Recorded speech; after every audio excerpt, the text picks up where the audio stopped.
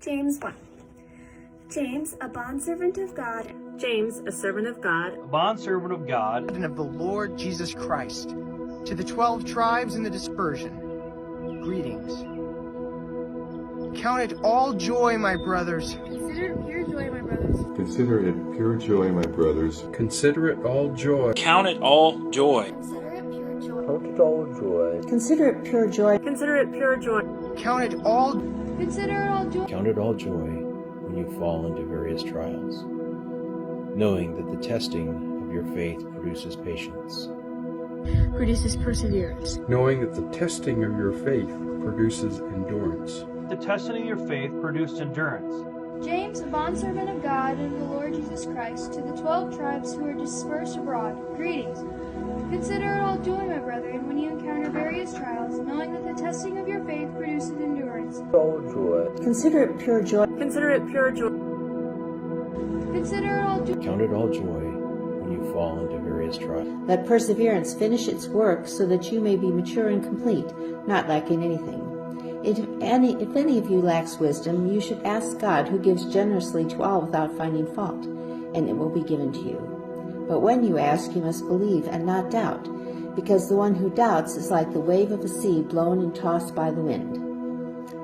That person should not expect to receive anything from the Lord. Such a person is double-minded, unstable in all they do. Let the brother of low degree rejoice in that he is exalted, but the rich in that he is made low.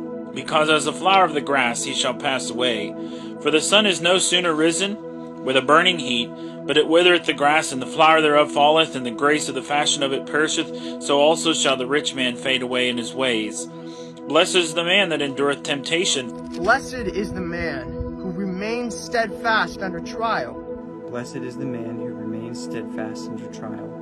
Blessed is a man who perseveres under trial. Blessed is the man who endures temptation.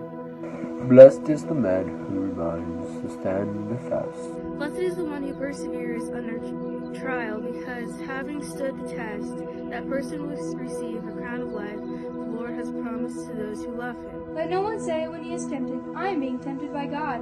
For God cannot be tempted by evil, and he himself does not tempt anyone. For God cannot be tempted by evil. For God cannot be tempted with evil. For God cannot be tempted by evil. For God cannot be tempted by evil. Who perseveres under trial. Blessed is the man. For God cannot be tempted by evil, and he himself does not tempt anyone. But each one is tempted when He is drawn away by his own desires and enticed. Then, after desire has conceived, it gives birth to sin. Then, when lust has conceived, it gives birth to sin. Then when lust hath conceived, it bringeth forth sin. Then desire, when it has conceived, gives birth to sin. And when sin is accomplished, it brings forth death. Do not be deceived, my beloved brethren. Every good thing bestowed and every perfect gift is from above, coming down from the Father of lights, with whom there is no variation or shifting shadow. In the exercise of his will, he brought us forth by the word of truth, so that he would be a kind of first fruits among his creatures. My dear brothers, take note of this. Everyone should be quick to listen, slow to speak, and slow to become angry. For man's anger does not bring about righteous life that God desires. Therefore, lay aside all filthiness and overflow of wickedness. Therefore, get rid of all moral filth and evil that is so prevalent. My dear brothers and sisters, take note of this. Everyone should be quick to listen, slow to speak, and slow to become angry, because human anger does not produce the righteousness that God desires.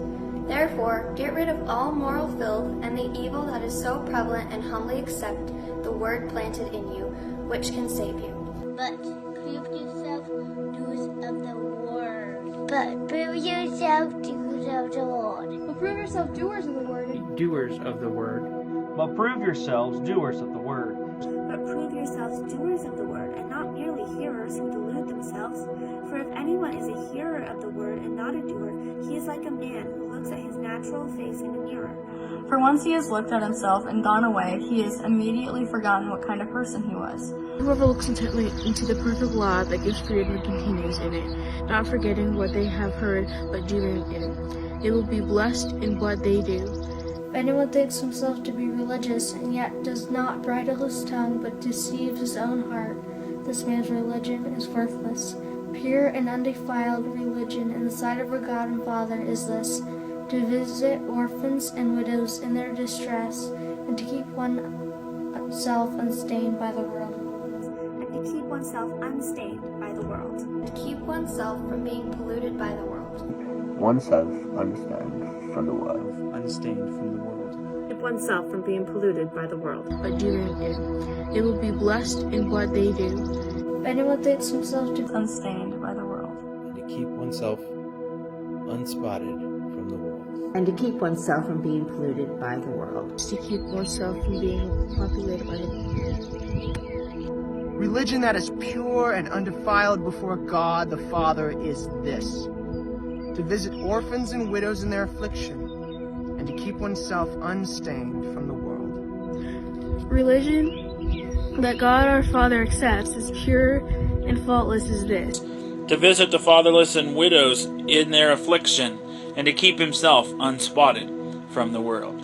And to keep ourselves unspotted from the world. To visit orphans and widows in their distress. Religion that God our Father accepts as pure and faultless in this, to look after orphans and widows in their distress, and to keep oneself from being polluted by the world. An undefiled religion in the sight of our God and Father is this.